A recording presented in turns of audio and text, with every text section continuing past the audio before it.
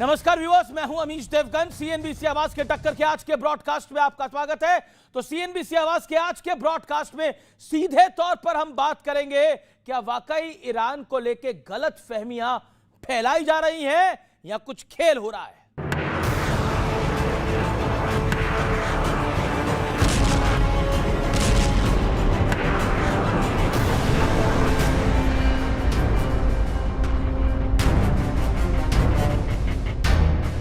हमारे नेताओं को बहुत गंभीर और गहरी चिंता सता रही थी। हम लोग सब बहुत पजल्ड हैं, इस बात से बड़े कंफ्यूज हैं कि सरकार को आखिर क्या हो गया है कि सरकार ने इतने बड़े घटनाक्रम के बाद भी चुप्पी साध ली। ईरान इजराइल युद्ध के बीच देसी सियासत में विपक्ष ने सरकार के खिलाफ सियासी जंग का मोर्चा खोल दिया है। हालांकि खुद पीएम मोदी ईरान इजराइल युद्ध शुरू होते ही भारत का स्टैंड साफ साफ बता चुके हैं, लेकिन कांग्रेस से लेकर ओवैसी और समाजवादी पार्टी तक सबको सियासत का बड़ा मौका मिल गया है। हमारा दोस्त था ईरान, मौत के ऊपर दो शब्द भी ना बोल सके। देश को उम्मीद नहीं थी कि इतना कमजोर प्रधानमंत्री मिलेगा। किस कदर डरे हुए हैं अमेरिका से, ऐसा डरा हुआ प्रधानमंत्री देश को मिला है। ईरान और इजरायल का युद्ध रुकवाना चाहिए मोदी जी ने। इतने बड़े नेता है मोदी जी, विश्व गुरु है। ऐसा नेता अब तक ना पैदा हुआ ना पैदा होगा इतिहास में। खमेनी साहब जवाहरलाल नेहरू के बहुत बड़े भक्त भी रहे हैं। क्या उसका गुस्सा है क्या मोदी जी को? हालांकि कांग्रेस के बड़े नेता शशि थरूर मोदी सरकार के फैसले के साथ खड़े दिख रहे हैं। India has already called for de-escalation and diplomacy, which are the only ways forward. लेकिन इस सियासत के बीच भारत के लिए एक बड़ी गुड न्यूज आई है। सरकार ने तो पहले ही साफ कर दिया है कि देश में फिलहाल पेट्रोल डीजल के दाम नहीं बढ़ेंगे, और अब ये भी साफ हो गया है कि भारत रूस से तेल खरीदता रहेगा। इस बीच ओवैसी समेत कांग्रेस और समाजवादी पार्टी के नेताओं ने ईरान पर जो रुख दिखाया है, उसे लेकर बीजेपी वोट बैंक और तुष्टीकरण की सियासत का आरोप लगा रही है। और इसी बीच ईरानी मूल की एक्ट्रेस मंदाना करीमी ने ईरान को लेकर बहुत बड़ा खुलासा किया है। क्या ये पढ़ाया जाता है यहूदियों को रहने का हक नहीं है, हिंदुओं को रहने का हक नहीं है? ये पढ़ाया जाता है ईरान के स्कूलों में? हाँ जी। अच्छा। मेरा स्कूल में सुबह में जब हम लोग स्कूल जा रही थी, स्कूल के गार्डन में हमारा एक फिक्स हर रोज का फिक्स था जी। Death to America, death to Israel, death to British और death to so many other countries. लेकिन आज सबसे बड़ा सवाल है कि क्या विपक्ष वाकई ईरान के नाम पर वोट बैंक वाली सियासत कर रहा है, जैसा कि बीजेपी आरोप लगा रही है। आज इसी सवाल पर जनता के बीच होगी देश की सबसे बड़ी बहस। तो स्वागत है आपका आज के इस ब्रॉडकास्ट के अंदर। आइए आपका परिचय करा देते हैं मेहमानों के साथ। मेरे साथ विपक्ष में जुड़ रहे हैं विवेक श्रीवास्तव, सीनियर लीडर लेफ्ट के। मेरे साथ जुड़ रहे हैं समाजवादी पार्टी के वरिष्ठ नेता प्रवक्ता राजकुमार भाटी, उनका अभिनंदन है। साजिद रशीदी साहब हैं, उनका अभिनंदन है। मेरे साथ भारतीय जनता पार्टी की ओर से हैं इस चर्चा में सिद्धार्थ यादव, बीजेपी के प्रवक्ता अनंत रंगनाथन, जाने माने प्रोफेसर, पॉलिटिकल कमेंटेटर। मेरे साथ इस चर्चा में फैज खान हैं, मुस्लिम राष्ट्रीय मंच के। आपका भी स्वागत है। जोरदार तालियों के साथ मेरी जनता जनार्दन युवा मित्रों का भी अभिनंदन है। बहस का एजेंडा युद्ध के बीच भारत की कूटनीति दबाव वाली है या प्रभाव वाली? क्योंकि दबाव शब्द का बहुत इस्तेमाल हुआ है बीते कुछ दिनों के अंदर। रूस से तेल के मुद्दे पर भारत ने मौके पर चौका मारा है। ईरान के खुले समर्थन के पीछे विपक्ष की क्या वोट बैंक वाली रणनीति है? और चौथा, भारत के लिए इजराइल जरूरी है या फिर ईरान? चलिए मैं शुरू करता हूं आज के इस बड़े सवाल से। युद्ध के बीच भारत की कूटनीति दबाव वाली है या प्रभाव वाली है? राजकुमार भाटी, शुरुआत का 1 मिनट आपको देता हूं। दबाव या प्रभाव? सीधा एक सवाल। एक सवाल आपने पूछा कि भारत के लिए ईरान जरूरी है, इजराइल जरूरी है। भारत के लिए न्याय जरूरी होना चाहिए, मानवता जरूरी होनी चाहिए। जो आपने कहा कि विपक्षी पार्टी ये आरोप लगा रही है कि सरकार चुप है, देखिए आज के युग में जब दुनिया को एक ग्लोबल विलेज कहा जाता है, दुनिया इतनी छोटी हो गई है कि एक दूसरे की गतिविधियों से प्रभावित हुए बिना हम रह नहीं सकते। तो जब देश दुनिया के लगभग 20 देशों में युद्ध छिड़ा हो, ऐसे समय में सरकार का कोई तो पक्ष होना चाहिए, हमारे देश का कोई तो पक्ष होना चाहिए। ये या हम उस नीति पर चलें जब दुनिया दो ध्रुवीय दुनिया में बटी हुई थी, रूस और अमेरिका के बीच दो ध्रुव बने हुए थे, तो इंदिरा गांधी ने एक पॉलिसी तय की थी कि हम गुट निरपेक्ष रहेंगे, हम किसी गुट के सदस्य नहीं होंगे। लेकिन इस नीति के तहत उन्होंने दुनिया के बहुत से देशों को गुट निरपेक्ष आंदोलन में शामिल कर लिया था। तो दुनिया के जो कूटनीति में भारत का एक अहम रोल होता था।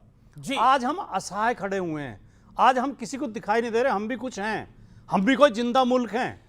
ये जो युद्ध चल रहे हैं अमित कैसा जी, मुल्क दिख रहे हैं? आपने बड़ा बड़ा शब्द यूज किया, हम जिंदा मुल्क दिखाई नहीं दे हम रहे, तो क्या दिखाई बिल्कुल दे रहे हैं? मौन हैं, बिल्कुल अशक्त नजर आ रहे हैं, अशक्त नजर आ हमारी रहे हैं। हिम्मत नहीं हो रही बोलने की। आपके शब्द बहुत भारी मैं हैं। एक और मैं बहुत जिम्मेदारी के साथ बोल रहा बहुत हूं। भारी भारी शब्द ये यूज जो कर रहे हैं लड़ाई आप। चल रही है, हम जिंदा मुल्क नहीं लग रहे, ये जो अशक्त लड़ाई चल रही है, ये अमेरिका की दादागिरी के कारण है। इसका कारण ट्रंप की दादागिरी है। तो आप क्या चाहते हैं, हम अमेरिका पे अटैक ट्रंप करते हैं जो हम लोग? एक, अब आप मुझसे सवाल नहीं, पूछा मैंने तो मुझे 1.5 मिनट पता दिया नहीं आपको। क्या शब्द बोलने हैं, मैं बोलने जा रहा हूं। हाँ बोलिए। ट्रंप एक देश के राष्ट्रपति को उठा के ले जाता है, एक देश के राष्ट्रपति की हत्या कर देता है, एक देश को धमका रहा लगातार जिसका नाम भारत है, अपमानित कर रहा लगातार, और हम मौन साधे हुए हैं। मुझे आखिरी कर रहा हूं, दिनकर जी की वो पंक्तियां याद आती हैं कि समर शेष है नहीं पाप का भागी केवल व्याध, और जो तटस्थ हैं समय लिखेगा उनके भी अपराध। बहुत बढ़िया बात, हमें बहुत या तो बढ़िया इस बात। पक्ष में होना आपने चाहिए, अपनी बात को या रखा। इस पक्ष में ओके, होना ओके। चाहिए। मैं सिद्धार्थ यादव आपसे डिबेट को ओपन करता हूं पक्ष की साइड से। क्या हम दबाव में हैं? क्योंकि आज भी अमेरिका ने एक ऐसे शब्द का इस्तेमाल किया जिसको लेकर समाजवादी पार्टी, कांग्रेस, लेफ्ट सब ये कह रहे हैं कि ये दबाव है, दबाव है, दबाव है, कॉम्प्रोमाइज है सिचुएशन पूरी की पूरी तरह। देखिए अमीश जी, जो भारत के मृत होने की कामना करते हैं शायद वही कह सकते कौन हैं कर रहा है भारत के मृत होने की कामना? मैंने अभी शुरू किया, मुझे जी, पता है जी। कईयों को तकलीफ होगी। जो भारत के मृत होने की कामना करते होंगे वही ये कह सकते हैं कि भारत मृत दिखाई दे रहा है। भारत मृत नहीं दिखाई दे रहा, भारत सशक्त दिखाई दे रहा है। भारत ना इजराइल, ना ईरान, ना अमेरिका, भारत भारत के साथ खड़ा है, भारत भारत के लोगों के साथ खड़ा है, और यही देश के लिए महत्वपूर्ण है। और आज अगर वैश्विक परिदृश्य में अगर दुनिया के अंदर कोई भी युद्ध की स्थिति बनी है तो भारतीय इंटरेस्ट नंबर 1 कैसे हो, भारत यह बात कह रहा है। मुझे समझ नहीं आता कि कौन सी बात भारत की नहीं समझ में आ रही। हमने तो बहुत बारीकी के साथ, बेबाकी के साथ एक बात कही, we stand for dialogue and diplomacy. हम मिडिल ईस्ट के अंदर शांति चाहते हैं। हमने इस बात को बिल्कुल बेबाकी के साथ सामने रखा। यह बात इनको नहीं समझ में आ रही, और उस बात को लेकर के आप चाहेंगे कि अब हम राजनीति भी कर लें, प्रोपेगेंडा भी कर लें। मुझे अमित जी एक बात पर आपत्ति है, हम सब लोग भारत के नागरिक हैं, हम भारतीय इंटरेस्ट, मैं मानता हूं कि यहां पे सब लोग भारतीय इंटरेस्ट को पहला मानते होंगे, सब मानेंगे, एक तो एक हम- भारतीय मानेगा। तो हम किसी और की कठपुतली बन के क्यों नाच गाना करने लग जाते हैं? आपने जो एक प्रश्न पूछा वो बहुत महत्वपूर्ण प्रश्न है। सुबह से एक प्रोपेगेंडा चलाया जा रहा है कि भारत को तो जो तेल है वो अमेरिका अनुमति देगा कि नहीं देगा। अरे हमें कहा जा रहा था कि रशिया से तेल मत लीजिए। मैं अपने साथ डेटा लेकर के आया हूं, फरवरी माह के अंदर 10 लाख बैरल हर दिन भारत ने रशिया का तेल लिया है। 10 लाख बैरल। भारत सबसे ज्यादा तेल कहीं से ले रहा है तो रशिया से ले रहा है। हमने कल का जो दिन बीता है उसमें भी 10 लाख बैरल लिए हैं। तो ट्रंप पर झूठ बोल कई रहा है लोग ना? बिल्कुल बोल डोनाल्ड रहे ट्रंप झूठ बोल हैं, पर रहा है ना? आपका सगा यार है, तो मोदी क्यों इसलिए नहीं आप बोलते? उसको- ओके, उसको जब नहीं तक बोल बात- पाते। ओके, मैं बातें मैं कौन 10 होता है? सेकंड में पूरा कर रहा हूं, मैं 10 सेकंड पूरा कर रहा हूं, अमित जी, 10 सेकंड पूरा कर रहा बोलो, हूं। समस्या यह है कि अगर ट्रंप बोलेगा कि रशिया से तेल मत लो, उसके बावजूद भारत तेल लेता रहेगा, तो इन लोग को हमें नहीं तकलीफ- पता तुम ले रहे हो, इन लोग, अरे ये कोई विश्वास नहीं कैसे नहीं आपका। पता? ये रिपोर्ट नहीं, ये है, तो ये नहीं, केपलार की ये- रिपोर्ट अगर ये है। आंकड़े सही हैं तो मेरे प्रधानमंत्री के मुंह में क्या दही जमी है? विश्वास केवल Why ट्रंप doesn't पर the है। Prime Minister इनको tell भारत Donald पर नहीं Trump है कि तुम विश्वास। झूठे हो? इनको और मैं भारत नहीं पर नहीं सुनूंगा है विश्वास। तुम्हारी।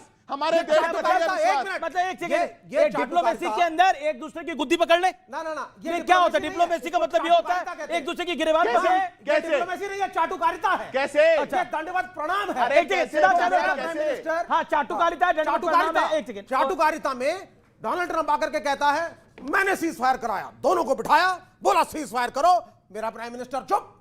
उसके बाद ट्रंप आते हैं, साहब मैंने मना कर दिया, अगर तुमने रूस से तेल खरीदा वापस टैरिफ बढ़ा दूंगा। मेरा प्राइम मिनिस्टर फिर चुप। अरे हर चीज चुप में मेरा कहाँ? प्राइम मिनिस्टर चुप। अरे दसियों रशिया से तेल रोड लेने बेइज्जती लगा, होती चुप है। कहाँ? इस देश की रोड बेइज्जती होती है और डोनाल्ड ट्रंप करता है, और मेरी सरकार, मेरा प्रधानमंत्री चुप। हमारे पड़ोस में भी कोई मर जाता है, अमीर जनाजा जी, निकलता जितनी है, बेइज्जती तो हम देश का वेट नहीं विपक्ष करते देश से तहरीर करवा रहा है, मुझे नहीं लगता कि जा कोई नहीं करके करवा रहा है। एक सिद्धार्थ यादव अपने टर्न पे। उस मृत्यु में हम सम्मिलित होते हैं, और किसी की मृत्यु पे कंडोलेंस देने से आपका डिप्लोमेटिक फेलियर कंडोलेंस तो दिया, 6 दिन बाद, 7 दिन बाद, तो क्या 8 दिन 13 बाद। दिन के पहले तो दे दिया? Absolutely, you should अच्छा, do एक बात it. बताइए, एक सेकंड खमेनी तो मुसलमान था, वहां तो 13 दिन का रिवाज ही नहीं अरे होता। बाबा, मरा ना, एक इंसान मरा, एक मिनट, एक खोमेनी मरा और एक देश का सुप्रीम लीडर था। हाँ। क्या उसका कंडोलेंस 24 घंटे के अंदर भारत से जाना चाहिए? हाँ या ना? आनंद रंगनाथन, ओके मैं एक सेकंड, आनंद रंगनाथन, मेरे पास एक आंकड़ा है क्योंकि बार बार तेल की बात हो रही है। दिसंबर 2025 में प्रतिदिन भारत ने 12 लाख